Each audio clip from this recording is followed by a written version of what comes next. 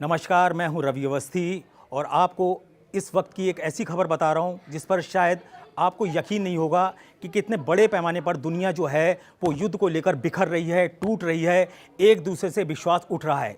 सबसे इंपॉर्टेंट बात तो ये है कि इजराइल का अमेरिका से भरोसा उठ चुका है। वॉशिंगटन डीसी के अंदर बिल्कुल ठीक सामने वहाँ पे इजरायली दूतावास के 2 लोगों को मारा है एक फिलिस्तीनी समर्थक ने। उसके बाद से नेतन्याहू बुरी तरीके से बौखला गए हैं। उनको साफ लग रहा है कि इसके पीछे यमन है, उनको साफ लग रहा है कि इसके पीछे ईरान है, उनको साफ लग रहा है कि इसके पीछे कहीं ना कहीं जो गाज़ा में बचे हुए कमांडर्स रह गए हैं उनकी एक साजिश है। और इसी को लेकर अब जो खबरें आ रही हैं वो बड़ी हैरान करने वाली हैं। हम आपको इस खबर में 2-3 पॉइंट्स बता दें कि मैं बताने क्या वाला हूँ और आपको समझना क्यों ज़रूरी है। नंबर 1 बात यह है कि इस पूरे घटनाक्रम के अंदर पाकिस्तान की एंट्री हो गई है और कुछ बयान पाकिस्तान से ऐसे आए हैं जो ये साबित करते हैं कि जो पाकिस्तान की खुफिया एजेंसी है वो अमेरिका के जरिए इजराइल की हेल्प कर रही है। आप यकीन नहीं करेंगे कि इजराइल और पाकिस्तान का कोई कनेक्शन नहीं है, लेकिन ऐसी खबरें आ रही हैं और खुद पाकिस्तानी मीडिया इस बात का दावा कर रही है कि ईरान की कुछ खुफिया जानकारी आईएसआई के थ्रू अमेरिका पहुंची और अमेरिका से इजराइल को पहुंची और उसी के बेस पर अब जो खबर आ रही है उसके हिसाब से जो बेंजामिन नेतन्याहू हैं, प्रधानमंत्री हैं इजराइल के, उन्होंने बिल्कुल क्लियर कट बोला है कि जैसे ही परमाणु डील की वार्ता अमेरिका और ईरान के बीच में फेल होगी, इजराइल एक बहुत बड़ा अटैक करेगा जो लगभग 7 दिन तक चलेगा। ये जो दावे किए जा रहे हैं, ये टाइम्स ऑफ इजराइल जो इजरायली मीडिया है और जो वॉशिंगटन के टॉप अफसर्स हैं उसके थ्रू अमेरिकन मीडिया सीएनएन ने इसका दावा किया है। एक चीज़ इंपॉर्टेंट ये है कि मैं आपको पहले एक एक करके घटनाक्रम समझा दूं ताकि आपको पूरी बात को समझ में आ जाए। सबसे इंपॉर्टेंट बात ये है कि ये अभी की जो बड़ी खबर वो ये है कि 7 दिन तक इजराइल जो है वो परमाणु ठिकानों पर हमला करने जा रहा है ईरान के। और ख़ास तौर से जो 2 टारगेट बताए जा रहे हैं वो एक है नतांज और एक है फोर्डो। ये दोनों ऐसी परमाणु फैसिलिटीज़ हैं ईरान की जिसके अंदर अंधाधुंध पैसा जो है ईरान ने लगाया है। और इसी को लेकर अली खामनेई ने बोला है कि अगर इजराइल समझता है कि वो हमारे परमाणु ठिकानों को तबाह कर देगा तो ये उसकी बहुत बड़ी गलतफहमी है। हमने अपने पुख्ता इंतजाम कर लिए हैं, हमारे पास ऐसा एयर डिफेंस है जो इजराइल के हर हमले को नाकाम कर सकता है। मैं आपको बता दूं जो खबरें हैं उसके हिसाब से ऐसा दावा किया जा रहा है कि ईरान की जो परमाणु फैसिलिटीज़ हैं वो 61 मीटर ज़मीन के नीचे मौजूद हैं और वहाँ तक अगर इजराइल को हमला करना है तो उसे GBU-57 जैसे बंकर बस्टर बम की ज़रूरत पड़ेगी जो फिलहाल इजराइल के पास नहीं है। इसीलिए पाकिस्तान से ऐसी खबरें प्रसारित की जा रही हैं कि जब से हमने किराना हिल्स पे, जैसा कि इंटरनेशनल मीडिया बोल रही है कि भारत ने अपनी ब्रह्मोस मिसाइल से पाकिस्तान के किराना हिल्स जो एक परमाणु फैसिलिटी थी उसको तबाह किया है, उसके बाद से पाकिस्तानी मीडिया में इस तरीके की अटकलें लगाई जा रही हैं कि भारत जो है वो इजराइल को ब्रह्मोस दे सकता है जिसके जरिए जो इजराइल है वो ईरान के परमाणु ठिकानों पर हमला कर सकता है। लेकिन इसके अंदर कई पेच हैं और कई खबरें हैं और उसके अंदर बहुत सारी ऐसी चीज़ें हैं जिसको समझना हम सबके लिए बहुत ज़रूरी है। पहली बात यह है कि पाकिस्तान क्यों चाहता है कि ईरान के परमाणु ठिकानों पर हमला हो। इसके पीछे तर्क दिया जा रहा है कि 57 मुस्लिम मुल्कों में एक अकेला पाकिस्तान एक ऐसा देश है जो परमाणु संपन्न है, जिस पे एटम बॉम्ब्स हैं घोषित तौर पर, जिसको पूरी दुनिया मानती है और जो सबकी नज़रों में है। लेकिन ईरान एकमात्र ऐसा शिया मुल्क है मुस्लिम देशों में जो अब इस कहते हैं ना इस परमाणु एटम बम को हासिल करने के करीब पहुंच चुका है। ऐसा दावा किया जाता है इजरायली मीडिया के थ्रू कि लगभग 1 महीने में 5 एटम बम ईरान आराम से बना सकता है। अगर ऐसी स्थिति होगी तो आप आराम से मान लीजिए कि एक छोटे से इजराइल को तबाह करने में ईरान को ज़रा भी देर नहीं लगेगी। इसीलिए पाकिस्तानी मीडिया चाहता है, वहाँ की सरकारें चाहती हैं कि ईरान के एटम बम पे किसी तरीके से इजराइल का हमला हो ताकि पूरी दुनिया में एक इकलौता मुस्लिम मुल्क पाकिस्तान एक एटम बम पावर बन के रहे। और इसीलिए वो कहीं ना कहीं अमेरिका के थ्रू उसके जासूस जो हैं वो इजराइल तक खुफिया जानकारी पहुंचा रहे हैं। इसके पीछे भी एक कहानी है। कहानी ये है कि पाकिस्तान इसलिए ईरान से बहुत चिढ़ रहा है क्योंकि बलूचिस्तान जो उसकी सीमा से लगता है ईरान पर, वहाँ पर दिसंबर 2023 में एक बहुत बड़ा अटैक हुआ था। उसमें IRGC यानी कि ईरान के जो रिवोल्यूशनरी गार्ड थे उनके 11 कमांडर्स मारे गए थे, जिसके जवाब में खामनेई ने एक सीधा ऑर्डर दिया। अली खामनेई कौन है?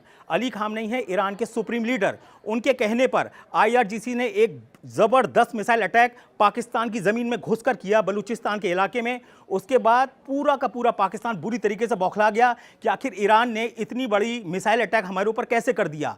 पाकिस्तान उस वक्त से लेकर आज तक ईरान से अपना बदला नहीं ले पाया है, लेकिन उसको यह लग रहा है कि अगर इजराइल ने इसके सारे परमाणु ठिकाने नष्ट कर दिए तो मैं ही इकलौता एक मुस्लिम मुल्क बनूंगा जो जिसके पास एटम बम होंगे। अब यह कहानी कहानी तो समझ में आती है जो पाकिस्तान की तरफ से बनाई गई है, लेकिन दूसरी कहानी ये है कि आखिर इजराइल लगभग 2100 से 2200 किलोमीटर दूर ईरान की परमाणु फैसिलिटीज़ पर हमला कैसे करेगा, जो ज़मीन में 61 मीटर नीचे ज़मीन के अंदर बताई जा रही हैं।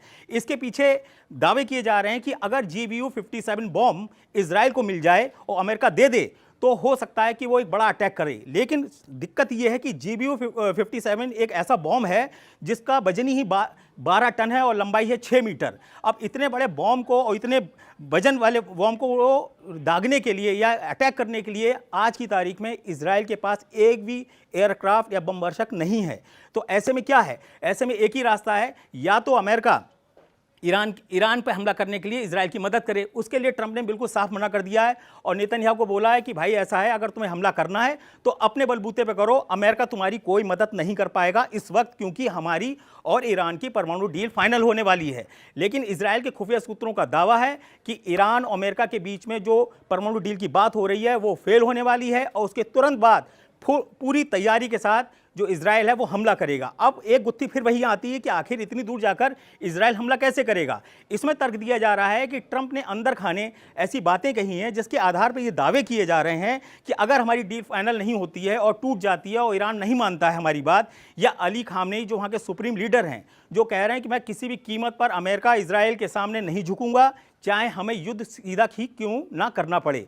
अब ऐसी स्थिति में अमेरिका B-2 या B-52 बम वर्षक से GBU-57 बम वर्षक उनकी परमाणु फैसिलिटी पर दाग सकता है, क्योंकि इजराइल के पास ऐसी कोई क्षमता नहीं है कि वो GBU-57 जैसे बम को डाल पाए या उससे अटैक कर पाए। उसके पास एक ऑप्शन और है जिसके बारे में खुफिया सूत्रों ने दावा किया है कि अगर इजराइल C-130 एक हरक्यूलिस विमान है जो अमेरिका से उसको मिला है, अगर वो उसमें कुछ बैलिस्टिक मिसाइलों को ले जाता है या कुछ ऐसे बम को ले जाता है जो सीधे ईरान के परमाणु फैसिलिटीज़ पे गिरा सके, तो हो सकता है कि वो अटैक कर ले। लेकिन ये मिशन बहुत ही कॉम्प्लिकेटेड है, क्योंकि ईरान का एयर डिफेंस रशिया की वजह से बहुत ही ज़्यादा मजबूत और बहुत ही पुख्ता हो चुका है। और इतने दिन में तो ईरान ने बहुत कुछ तैयारी कर ली है, क्योंकि उसको ये दावा किया गया था कि 1 मई 2025 को अमेरिका और इजराइल मिलकर उसके परमाणु ठिकानों पे हमला कर सकते हैं। लेकिन उस दावे को और उस क्लेम को बीते हुए काफ़ी दिन हो चुके हैं। ऐसे में ईरान अच्छी तरीके से समझ चुका है कि उसे अब कैसे क्या करना है। अब इंपॉर्टेंट बात आती है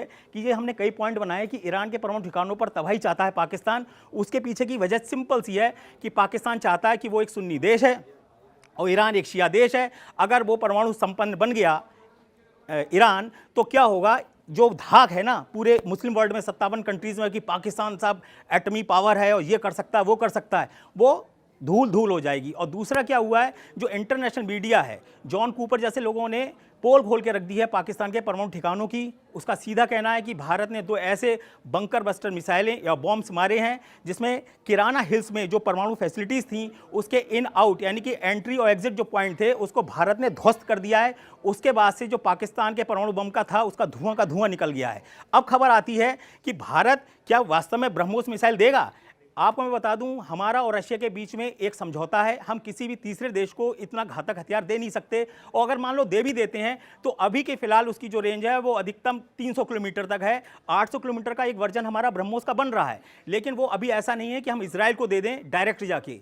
ऐसी स्थिति में ये जो पाकिस्तान ने एक प्रोपेगेंडा चालू किया है कि इजराइल को ब्रह्मोस मिसाइलें मिलने जा रही हैं और भारत उसमें बहुत बड़ी मदद करने जा रहा है, वो इसलिए ऐसा कह रहा है ताकि ईरान और भारत के संबंध जो हों वो खराब हों। क्योंकि अभी थोड़े ही दिन पहले वहां के विदेश मंत्री भारत आए थे और उन्होंने बहुत अच्छे से बात की थी, जिससे ये साफ हो गया था कि पाकिस्तान को ईरान का समर्थन नहीं मिलेगा। क्योंकि विदेश मंत्री पाकिस्तान भी गए थे ईरान के और भारत भी आए थे। पहले पाकिस्तान गए, उसके बाद भारत आए, उसके बाद जो ईरान था बिल्कुल चुप्पी साध के बैठ गया। अब ऐसी स्थिति में आती है आगे की कहानी क्या है। कहानी ये है कि अब पाकिस्तान चाहता है कि किसी तरीके से इजराइल जो है वो ईरान के परमाणु ठिकानों को तबाह कर दे ताकि उसकी खोई हुई प्रतिष्ठा मिल जाए वापस। क्योंकि अगर ईरान के पास परमाणु बम आ गए तो सीधी सी बात है उसका जो न्यूक्लियर प्रोग्राम है वो बहुत ही टॉप क्लास का है पाकिस्तान की अपेक्षा। पाकिस्तान के तो परमाणु बम के बारे में ऐसा भी दावा किया जाता है कि शायद वो चलेंगे भी या नहीं चलेंगे, इसकी भी कोई गारंटी नहीं है।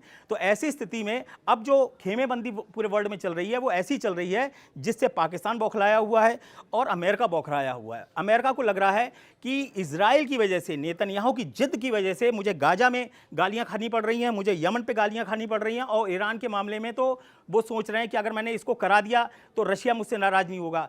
सबसे बड़े ट्रंप जो है ना, ट्रंप बहुत बड़े डरपोक हैं। भले ही वो एक हाथ में बिजनेस, एक हाथ में बम लिए घूम रहे हों, लेकिन उनका दिमाग जो है वो डरपोक, कहते हैं ना, डरपोक पने से भरा हुआ है। उनको अच्छे से पता है कि अगर ईरान बर्बाद होगा तो रशिया जो है वो उसकी तरफ से पूरी तरीके से उतर आएगा, और ऐसी स्थिति में स्थिति जो अमेरिका की होगी वो इतनी ज़्यादा खराब हो जाएगी कि वो समझ ही नहीं पाएगा कि मैं ईरान के पे अटैक करूं या रशिया को मनाऊं। और रशिया मानेगा भी नहीं, क्योंकि जिस तरीके से ट्रंप ने अपनी चीज़ों को बिखेरा है, जिस तरीके से लोगों को भड़काया है, जिस तरीके से उन्होंने ब्लफबाजी की है, एक 7 दिन के अंदर 6 बयान हमारे इंडिया और पाकिस्तान को लेके क्लेम पर ही उन्होंने तरह तरह के दिए हैं। इस समय ट्रंप की जो विश्वसनीयता है पूरे वर्ल्ड में, जो विश्वास है लोगों का, वो खत्म हो चुका है ट्रंप के ऊपर से, क्योंकि सबको लग रहा है कि जो 78 साल के जो ट्रंप हैं ये आप अपने आखिरी दौर में चल रहे हैं। उनको ऐसा लग रहा है कि उनको नोबेल पुरस्कार भी मिल जाए, उनको ऐसा लग रहा है कि विश्व के सारे भी युद्ध हैं, जो 32 जगह इस समय वर्ल्ड में युद्ध चल रहे हैं, वो सब अकेले रुकवाना चाहते हैं। और एक ट्रंप के अंदर बड़ी गंदी आदत है कि मीडिया के सामने किसी भी राष्ट्राध्यक्ष को एक तरीके से जलील करते हैं, जैसे जेलेंस्की के साथ किया, जैसे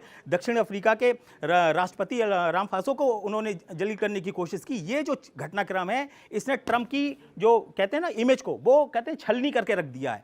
अब ट्रंप क्या है, ट्रंप बड़े चक्कर में पड़ गए कि अगर ईरान का साथ के साथ परमाणु डील नहीं होगी तो इजराइल अटैक कर देगा, और अगर इजराइल ईरान पर अटैक कर देगा तो रशिया ईरान की तरफ से आ जाएगा। अब ऐसी स्थिति में ट्रंप करेंगे क्या, अमेरिका करेगा क्या, क्योंकि उसका खाड़ी के देशों से वर्चस्व हल्के हल्के कम हो रहा है। अभी तक ट्रंप को आए हुए 4 महीने से ज़्यादा हो चुका है, ना वो गाजा को रोक पाए हैं वहाँ के युद्ध को, ना यमन के ऊपर जो इजराइल के भयंकर हमले हो रहे हैं उसको रोक पाए हैं, और ईरान को तो वो काबू कर ही नहीं पा रहे हैं। अली खामनेई 85 साल के हैं, डंके की चोट पर खड़े होकर बोलते हैं कि ट्रंप से बोल देना कि मेरे पास ना कोई चिट्ठी है, ना तुम्हारा कोई समझौता है, और तुमको जो कर मिले वो कर लो, मैं किसी भी कीमत पर ईरान की परमाणु जो योजनाएं हैं उससे हम पीछे हटने वाले नहीं हैं। और आपको बता दें कि 60% यूरेनियम संवर्धन जो है वो ईरान कर चुका है, जो किसी भी न्यूक्लियर बम को बनाने के लिए बहुत ही क्लोज, कहते हैं बहुत ही पास में पहुंच चुका है।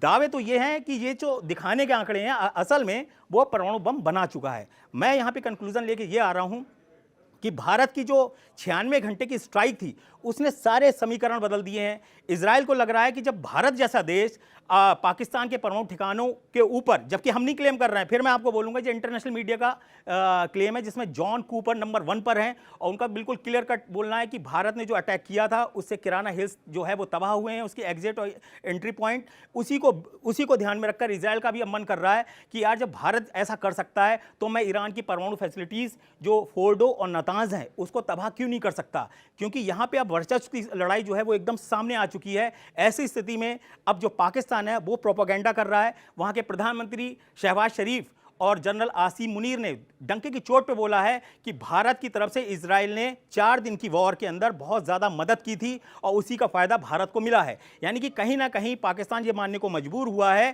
कि जो चीन और तुर्की और अजरबैजान से जो उसको मदद मिल रही थी वो इजरायली मदद के सामने फीकी साबित हो रही है। और हमने ये दिखाया है कि तुर्की और चीन और पाकिस्तान, इन तीनों का जो ज्वाइंट एक युद्ध था उसको भारत ने धुआं निकाल दिया, वो भी सिर्फ 4 दिन के अंदर। अब ऐसी स्थिति में आप अंदाज़ा लगाइए कि स्थिति क्या होगी। इसीलिए अब पाकिस्तान प्रोपेगेंडा कर रहा है कि ब्रह्मोस मिसाइल इजराइल को मिलने जा रही है, जबकि खुद टॉप सोर्सेज से बताया गया है कि जो पाकिस्तानी जासूस हैं वो पल पल की जानकारी ईरान की अमेरिका पहुंचा रहे हैं, और अमेरिका से इजराइल जा रही है और इजराइल उस पर ऊपर पूरी तैयारी कर रहा है। एक छोटी सी चीज़ को जोड़ता हूं फिर मैं इसको समाप्त करूंगा। आपने देखा होगा कि 4 दिन के खाड़ी युद्ध पर ट्रंप गए थे, और ट्रंप से जब सवाल पूछा गया कि भाई ऐसा पहली बार हो रहा है कि कोई अमेरिका का राष्ट्रपति अपने दौरे में, पहले दौरे में इजराइल ना जाके सिर्फ मुस्लिम कंट्रीज़ में गया, तो उन्होंने क्या बोला कि मैं अरब कंट्रीज से जो अच्छे रिश्ते बनाऊंगा उसका फ़ायदा इजराइल को मिलेगा। लेकिन अंदर की सूचना ये है, जो खुफिया रिपोर्ट्स आ रही हैं वो ये बता रही हैं कि ट्रंप जानबूझकर इजराइल नहीं गए, क्योंकि उनको पता था कि अगर मैं इजराइल जाऊंगा और उसके बाद ईरान पे अटैक होगा या यमन पे बड़े अटैक होंगे तो उसका सारा ब्लेम उनके ऊपर आएगा कि भाई इजराइल में गए, तेल अवीव में इन लोगों ने एक साजिश की और उसके तहत ये हमला किया गया। तो ट्रंप ने अपने आप को बड़ी खूबसूरती से बचाया और निकल गए। इसी तरीके से पाकिस्तान के अंदर बड़ा खूबसूरती से नाटक रचा जा रहा है। जो फील्ड मार्शल या कहें फेल मार्शल जो हैं आसिम मुनीर, उनको क्यों ये तमगा दिया गया। नवाज शरीफ जो चचा हैं इस समय पाकिस्तान के, उन्होंने बड़ी खूबसूरती से पूरी टोपी जो है वो आसिम मुनीर पे कर दी कि भाई कल को जब इतिहास लिखा जाएगा और बोला जाएगा कि एक ऐसा व्यक्ति फील्ड मार्शल बनाया गया जो जंग हारा, जो पिटा, जिसके 12 में से 11 एयरबेस तबाह होगा, उसको फील्ड मार्शल बना रहे हो। जो रात में 2:30 बजे शरीफ को फ़ोन करके बोल रहा है उसको तुम फील्ड मार्शल बना रहे हो। जो सीज फायर के लिए गिड़गिड़ाया ऐसे जनरल को आप फील्ड मार्शल बना रहे हैं। तो ऐसी स्थिति में आप समझ सकते हैं कि शहबाज शरीफ ने भी बड़ी चालाकी से काम किया है, उधर ट्रंप ने किया है। अब मैं आपको ये बताना चाहता हूं कि अगले 24 से 26 घंटे के अंदर सबकी निगाह इस बात पे है कि ईरान और अमेरिका की न्यूक्लियर डील होती है या नहीं होती है। अगर नहीं होगी तो यह मान के चलिए कि 7 दिन के अंदर 7 दिन तक लगातार इजराइल एक बड़ा हमला कर रहा है और उसके सबसे बड़ी उसकी चुनौती यह है कि उसे 2100 किलोमीटर दूर जाकर ईरान पर हमला करना है। नए अपडेट के साथ मैं फिर हाजिर होऊंगा। धन्यवाद।